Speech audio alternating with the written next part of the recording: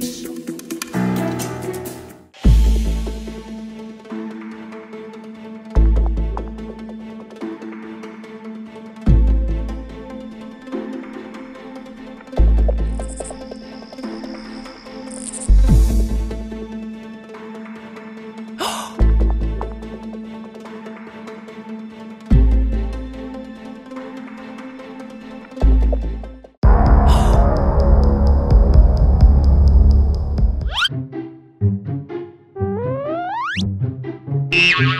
Uh-oh.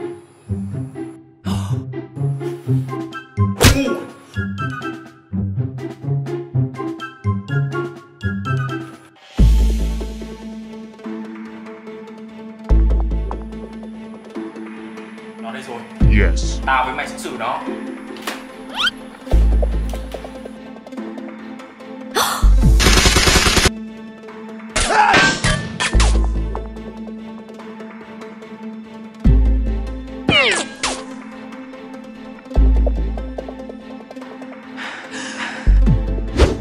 Yes.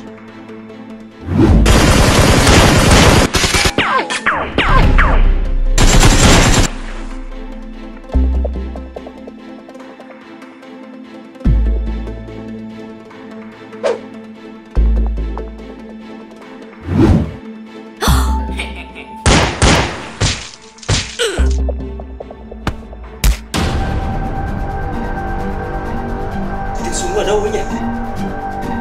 Mình phải xuống xem đồng đội mình thế nào mới được. Yes. Good.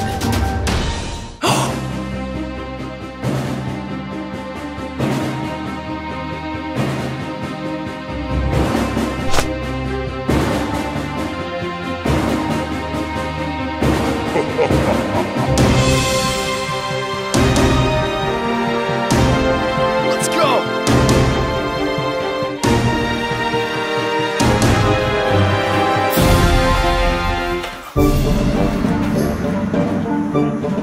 Chúng mày làm sao? Tao lấy được đồ rồi, đi về thôi. Ok, về.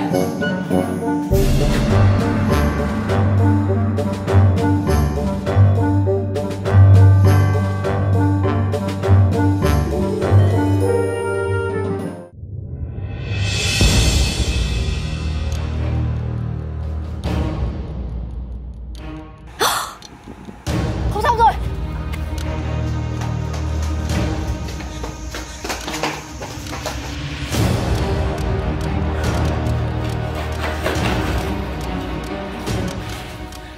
Tỉnh lại đi.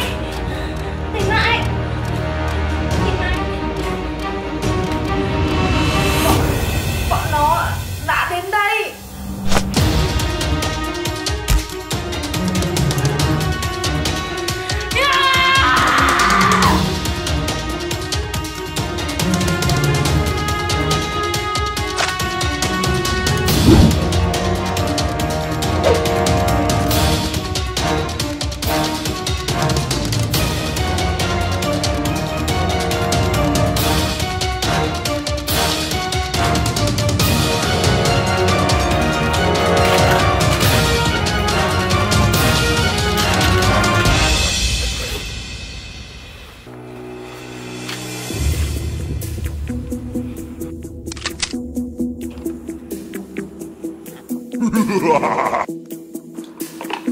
Hai thằng này đi canh gác đi.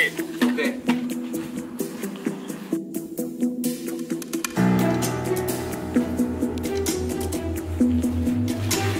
Mày, đi anh nghe. Yes.